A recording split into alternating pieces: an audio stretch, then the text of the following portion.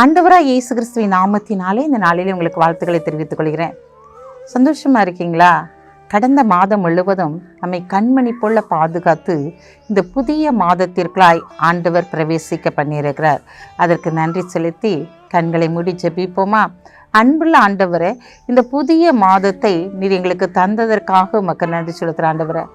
அப்பா, இந்த மே மாதம் ஆண்டவரே, தொழிலாளர்கள் ஆண்டவரே தினம் ஆண்டவரே, இந்த தொழிலாளர்கள் தினத்தை நீர் எங்களுக்கு ஆசீர்வதித்து தரும்படியாக இந்த நாளிலே தகப்பனே அப்பா, கைடிச்சிற பிரயாசங்கள் அனைத்தும் ஆசீர்வதிக்கப்படும்படியாக ஜெபிக்கிறேன் சப்பா.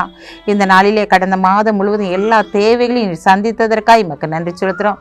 இன்னும் ஆண்டவரே, எங்களுடைய வாழ்க்கையில் பெரிய காரியங்களை இந்த மாதத்தில் நீர் செய்து முடிக்கப்படுறதற்காக உமக்கு நன்றி செலுத்துகிறோம். நீங்கள் பொறுப்படுத்திக் கொள்ளுங்க, ஆசீர்வதிங்க. இயேசுவின் நாமத்தில் ஜெபிக்கிற நல்ல பிதாவே, ஆமென். இந்த பாருங்களேன், 4 மாதம் முடிஞ்சு 5வது மாதத்திற்குள்ளாக நாம் பிரவேசித்திருக்கிறோம்.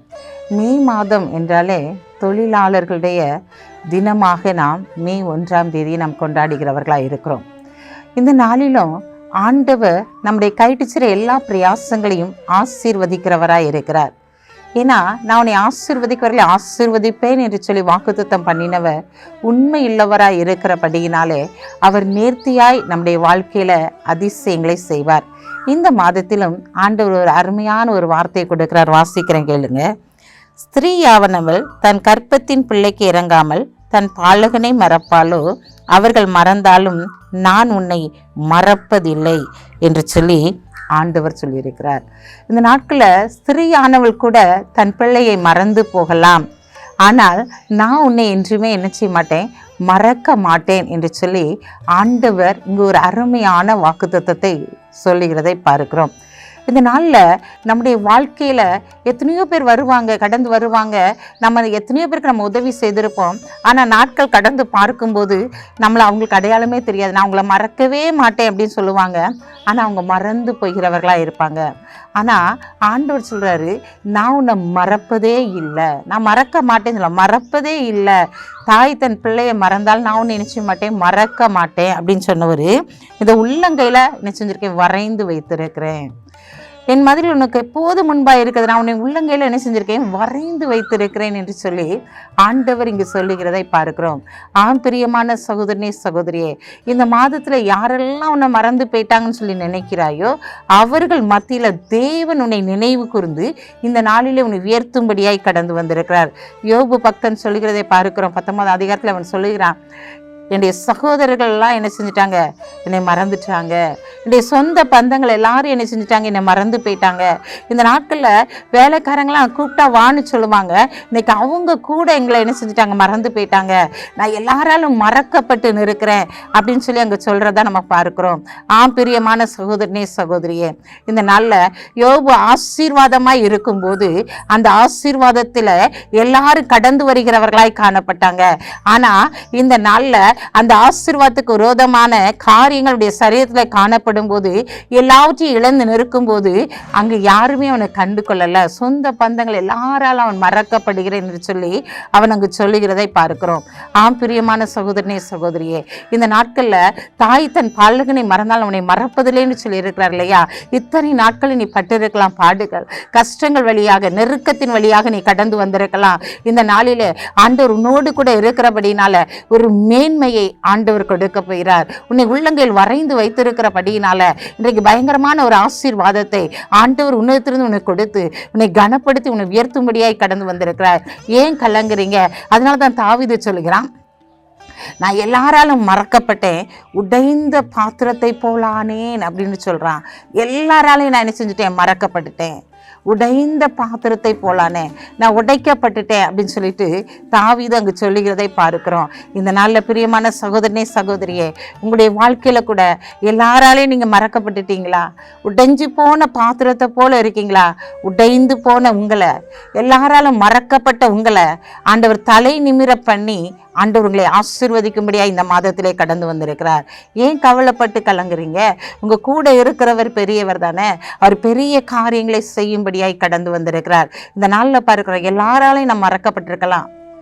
பெற்றோரால மறக்கப்பட்டிருக்கலாம், ஆனால் அவர் மறக்காத தேவனாய், அவர் நினைவு கூறுகிற தேவனாய் இருக்கிறபடினால இந்த நாளில் உங்களை உயர்த்துகிறவராய் இருக்கிறார்.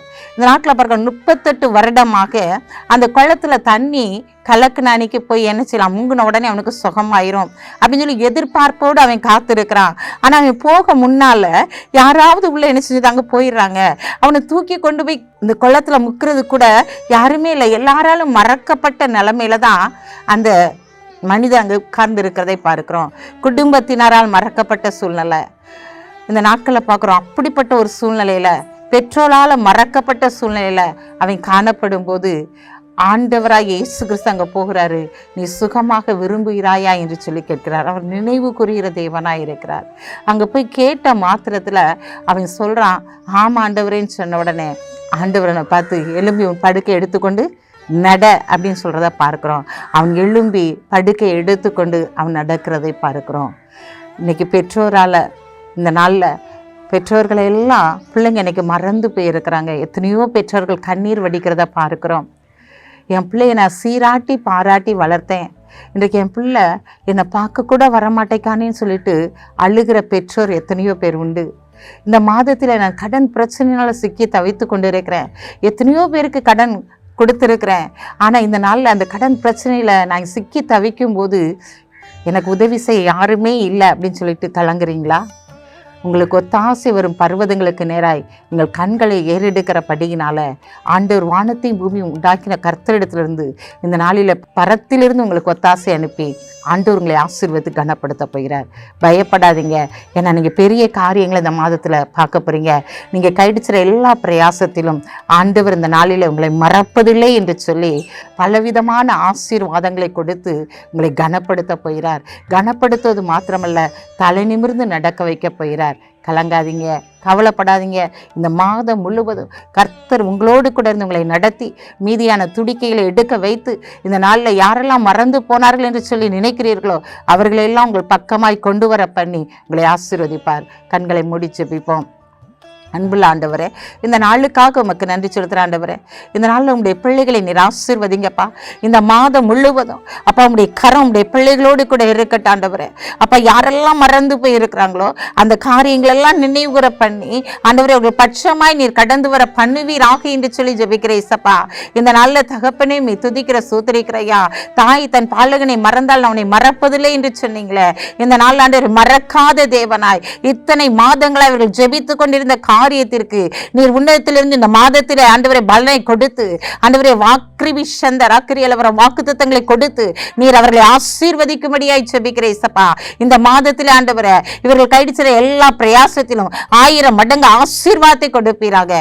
நீயோ கடன் கொடுப்பாய், கடன் வாங்காதிருப்பாய் என்று சொன்ன வாக்குத்தத்தத்தின்படி இந்த மே மாதத்தில் ஆண்டவரை இவர்கள் அநேகர்கள் கொடுக்கத்தக்கதாக இவர்கள் கைடிச்சிற பிரயாசங்கள் ஆசீர்வதிக்கப்படுவதாக என்று சொல்லி ஜெபிக்கிறோம். உங்க நாமம் மட்டும் மேம்படட்டும். இயேசுவின் நாமத்தில் ஜெபிக்கிற நல்ல பிதாவே, ஆமென்.